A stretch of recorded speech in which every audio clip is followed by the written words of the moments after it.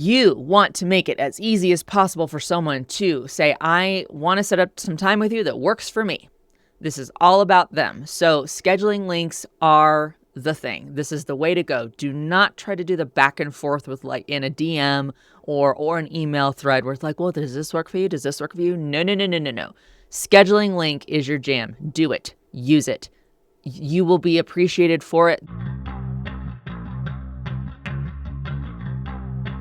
How do you set yourself up with contact information when you're making the leap from full-time to fractional? This video is going to give you some things to consider as you're getting that set up so you can look professional, but also protect yourself because it can really very much feel like once you're fractional, you have to be at the beck and call of any potential prospect, lead, someone who can convert to a client, but you do need to protect yourself. So we're going to go through that today.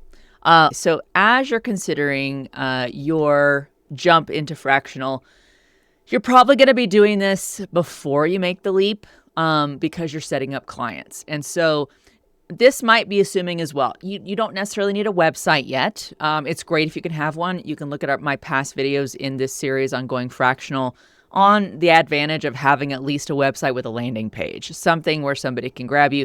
That does tend to take a lot of time, especially from setting up all the assets and your brand colors and whatnot. So go make those decisions there. But the nice thing is you actually can get away with a lot with just setting up the contact information.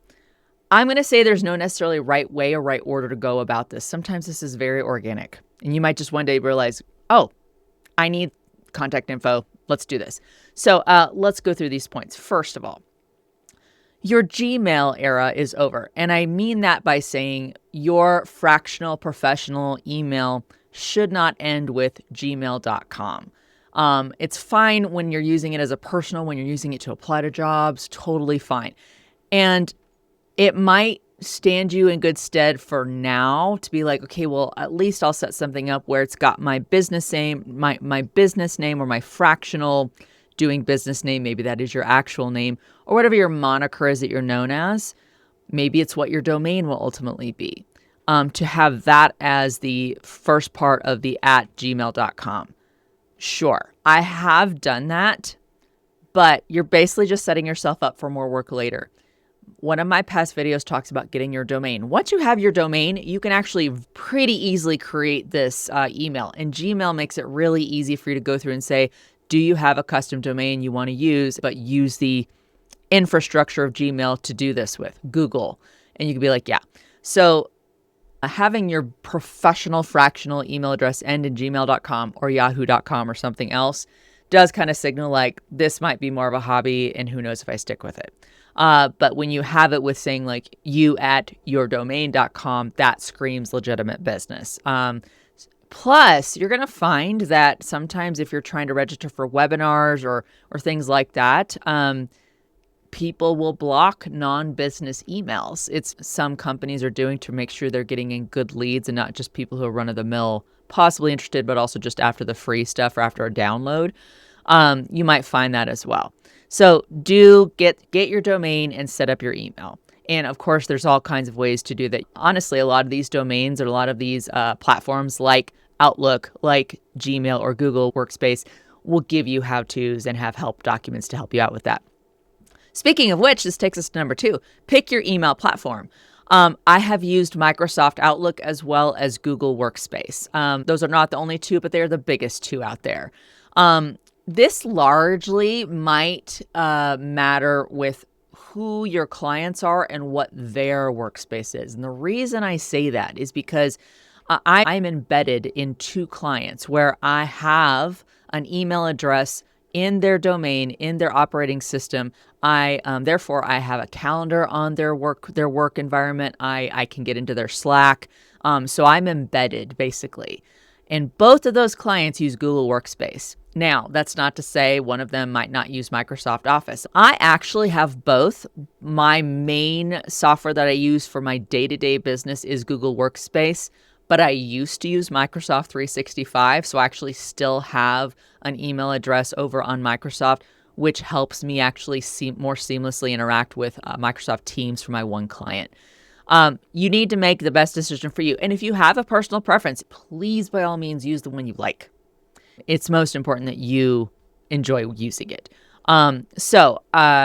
Look for something that has a familiar interface for you. You appreciate the calendar features. It plays nice with all the things that you work with. Also, in case Google or Microsoft are a little bit out of your budget, Zoho is a good budget option. It's got its own operational stuff in there. You can use that as well. But pick one and move with it, and don't change it for at least a year unless you're just like, oh my God, I literally cannot, because it takes time to do that. 3, set up an email signature that actually works. This does not need to be a novel. It needs to be your name. It needs to be what you do. It needs to have your website if you've got that, even if it's a landing page, and your scheduling link. More on that in a moment. That's it. Do not do inspirational quotes unless you're just like, oh my God, this is part of who I am. And this, will help them want to sign on with me. Don't do all these social icons. You don't need a logo that's huge. I could take a note from this one. Clean and functional, just so they know who are you, how do I get a hold of you? Okay. But that brings us to the thing you do need is a scheduling link. You want to make it as easy as possible for someone to say, I want to set up some time with you that works for me.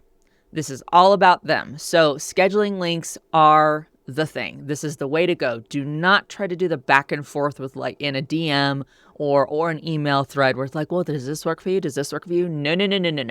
Scheduling link is your jam. Do it. Use it. You will be appreciated for it. The easier and the less friction you give to a potential client, the better.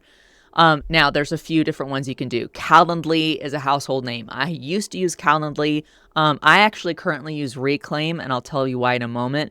There's also SavvyCal, cal.com, Acuity. If you're managing multiple client worlds, I recommend going with Reclaim because this brings us into point number 5. Your fractional life is going to lead to calendar chaos. You need to plan for that. You're going to have multiple clients. Now, again, it depends on if you're embedded in a client or maybe you've got your own calendar in their environment that people can schedule meetings with you with. Guess where that can run into a problem? It's like, well, they schedule it there. That needs to now show up in your own calendar and possibly in your other clients' calendars so that time is now no longer available and you won't get double booked. This is why I went with Reclaim. I heard about it from another freelance person. It's very affordable and it lets you sync up your multiple Google calendars that live in different domains. That is the key, where instead of me trying to go where you're manually trying to sync up those calendars together and put them all in one place and then just copy things to each other, don't do that. Reclaim will sync these all up together. It does also include scheduling links, which is something that you absolutely need. So I like it because it does multiple things for me that I need in my fractional environment. So I have a referral link in the show notes. Make sure you're building in buffer time. Give yourself that moment. Maybe it's a 15-minute or 30-minute, whatever. Do not do back-to-backs. And I know it can feel like, well, I need to just leave it wide open. I don't want to be turning it away. Yes, but you need to bring your best self to everything and you need to prep. Remember that as you're speaking to potential clients or existing clients, you need to have time to prepare and show up ready because they'll be ever more impressed with that. They'll be like, oh, you took the time, you did the research, and you cared about talking to me rather than coming in frazzled. And we all know calls go over, meetings go over. You want to bake in that time as well so that you're not running late to anything. Buffer time is golden for you. Okay. Do consider a separate business phone number. I have been considering this more and more lately. I have a mobile number. Frankly, do you find that people are calling you more than maybe emailing? You can consider having a separate business phone number. Google Voice is out there. I haven't found this to be a need because I've got a phone that I can call people with, but no one really leaves voicemails anymore. I always get people to text me, and actually my voicemail prompts people to text me because I always go with a marketing thing that, well, the open rate for text is over 90% versus emails, which is usually under 20. Do the math, send me a text. So consider it. And if you do have a separate business phone number that you have people calling in order to seek you out for your services, record a professional voicemail or professional enough, something that speaks you. Finally, make sure everything connects. that signature block in your email, make sure that is just consistent across the board in your LinkedIn profile, in your email signature, on a landing page you've set up. Maybe you set it up with Linktree, I don't know. Or you did get your domain set up and you just set up one page that has like, here's how to contact me and here's what I do. Just make sure everything links together. Everything points to each other. There's nothing that's a dead link for sure, and nothing that's pointing to an old profile or something you no longer use. This will get more complex as you start to build out your website and have maybe more places where your contact info lives. And if you get to the point where you change something, you're going to need to make sure you go change it everywhere. So just keep that in mind. You don't want any dead ends. You want to reduce the friction. You are building an ecosystem, not a scavenger hunt. All right. That's pretty much it for today. Let me know if you have any questions, especially about some of my experience with setting this stuff up. I will tell you, I'm one of those people who gets into the paralysis of trying to make the right choice. I really want to encourage you to not do that. If I'm ending on that note, don't freeze yourself and be like, oh God, I just don't, what if should it be Google, should it be Microsoft? I don't know what's right. Go in a direction. What do I like working in better? Go that direction. Just go. Just make that direction and make the action happen. And then later you can decide if it's working for you and you make the change if you need to. But just don't get stuck where you're like, don't make any decisions and don't set any of this up because you just don't know if you're making the right choice. That has been me, and I learned from it. And I'm like, I can't dilly-dally with this. Just go with something that I can use. And I know budget is a consideration, so hopefully I've given you some different options in here to think about. All right, good luck. You got this. I can't wait to start seeing your scheduling links pop up everywhere in your fractional work life.